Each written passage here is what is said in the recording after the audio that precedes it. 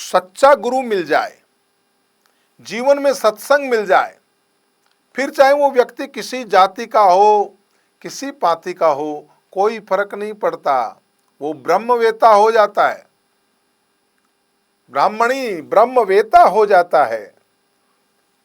ये सत्संग का प्रभाव है। जन्म के प्रभाव से भी सत्संग का प्रभाव कहीं अधिक है। इसलिए गोस्वामी जी लिखते हैं, वाल्मीकि नारद घट जोनी। इन्होंने हमारी जो वर्ण व्यवस्था है उसके अनुसार तो हल्की योनियों में जन्म लिया, घट जोनी।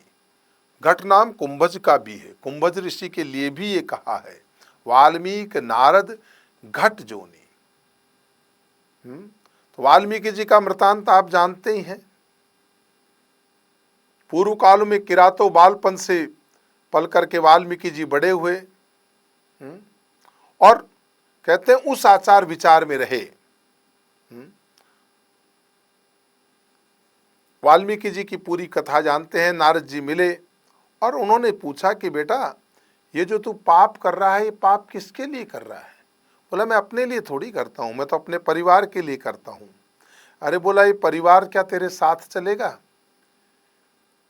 क्या ये परिवार के लोग तेरा धन बांटेंगे, तेरी संपत्ति बांटेंगे, लेकिन तेरा दुख नहीं बांटेंगे, तेरे पाप को नहीं बांटेंगे? बोला, क्यों नहीं बांटेंगे? मैं क्या अपने लिए थोड़ी कमाता हूँ?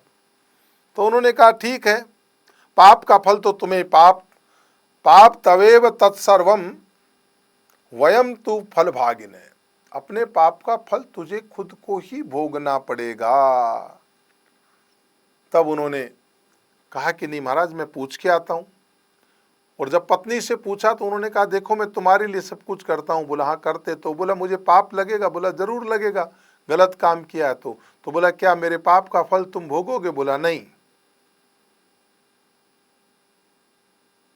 तो कहते हैं वाल्मीकि जी की आंख खुली और उन्होंने कहा कि प्रभु, हमने समझा कि फूल खिले, चुन चुन के देखा तो कांटे मिले, ये अनोखा जहां हरदम धोखा यहाँ, इस वीराने में कैसी बहार, कह दो कोई ना करे यहाँ प्यार।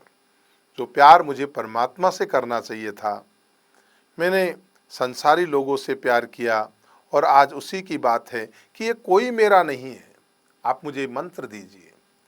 राम मंत्र दिया, लेकिन राम मंत्र नहीं जप पाए, उल्टा मरा मरा मरा मरा मरा मरा मरा मरा मरा मरा।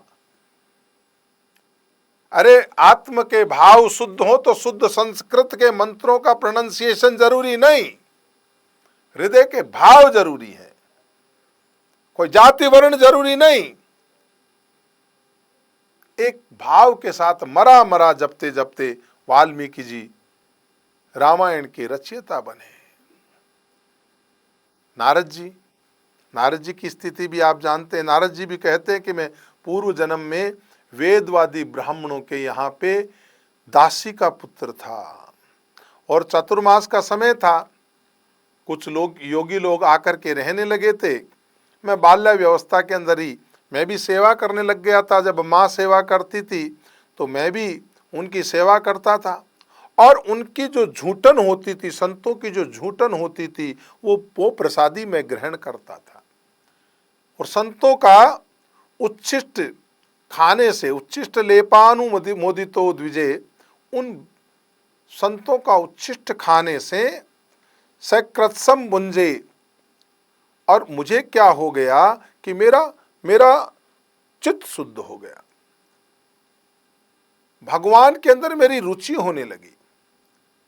मैं स्वयं नित्य प्रति भगवत कथा सुनने लगा और गाने लगा, भगवान की मनोहर कीर्ति करने लगा।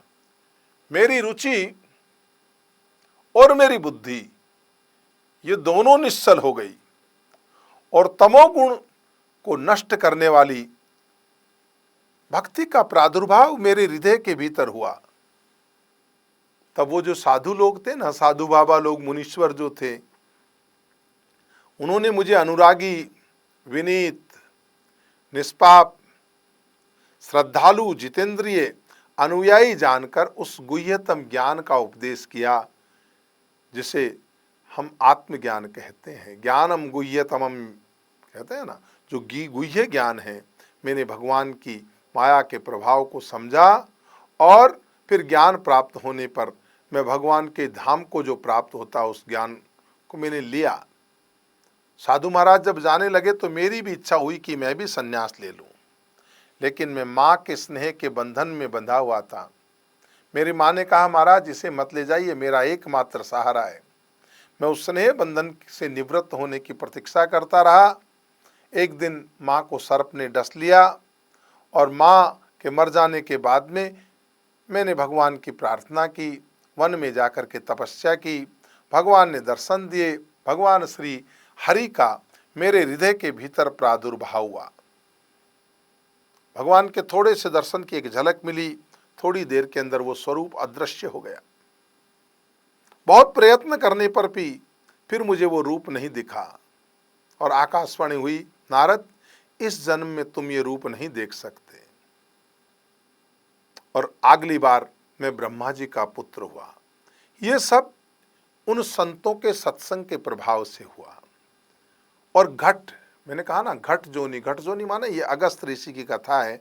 आप सब जानते हैं प्राचीन काल किसी समय में इंद्र ने जो है वायु और अग्निदेव को दैत्यों का नाश करने की आज्ञा दी, तो बहुत से दैत्यों को भस्म कर डाला। उसमें से कुछ दैत्य जाकर के समुद्र में छिप गए। तब उन्होंने उनको असक्त समझकर उन दैत्यों की उपेक्षा की और वे दैत्य दिन में तो क्या करते थे, समुद्र के अंदर छिपे रहते थे और रात्रि में निकल करके फिर देवताओं को, ऋषियों को, मुनियों को, मनुष्यों को परेशान करते थे, उनका नाश करते थे। तब इंद्र ने अग्नि को और वायु को आज्ञा दी कि समुद्र का शोषण स्वीकार करो, पर उन्होंने स्वीकार नहीं किया कि हमारा समुद्र का शोषण नहीं हो सकता। तब इंद्र ने कहा, देवता धर्म अधर्म के भागी नहीं होते, वे वही करते हैं जिससे जीवों का कल्याण हो। तुम ही दोनों ज्ञान छांटते हो, अतः तुम दोनों एक मनुष्य का रूप धारण करके पृथ्वी पर धर्म शास्त्र रहित योनि से जन्म लेकर मुनियों की वृत्ति धारण करते हुए जाकर रहो, और जब तक तुम वहां चुल्लू से समुद्र पीकर सुखा न लोगे तब तक तुम्हें मृत्यु लोक में ही रहना पड़ेगा। और इंद्र का श्राप होते उनका पतन हुआ और उन्होंने फिर कहते हैं मृत्यु लोक में आकर जन्म लिया।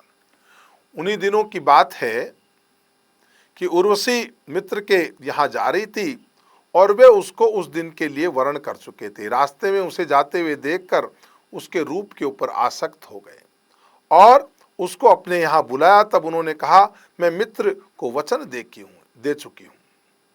उसके बाद वरुण ने कहा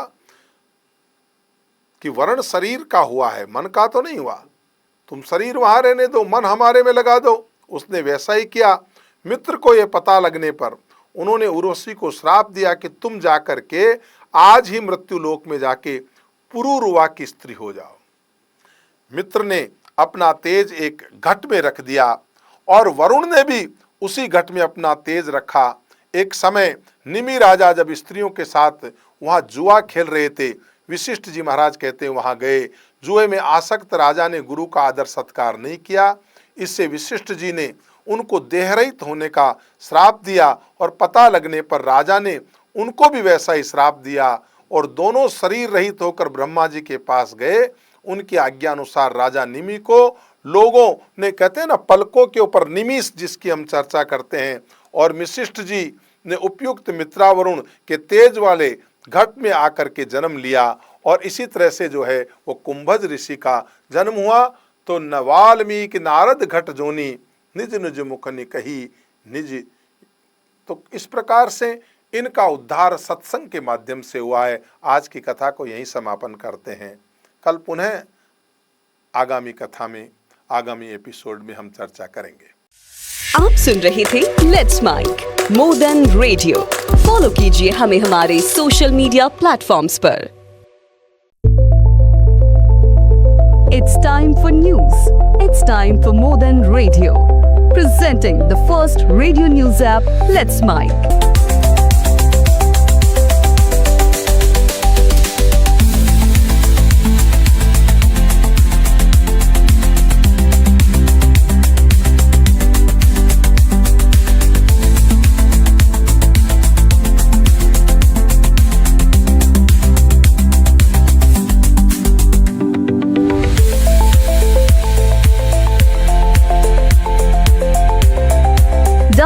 app now from Play Store. Available both on Android and iOS mobile phones. Follow us on YouTube, Instagram, Twitter, LinkedIn, Facebook, Telegram, WhatsApp, Snapchat. Let's talk, let's connect, and let's smile.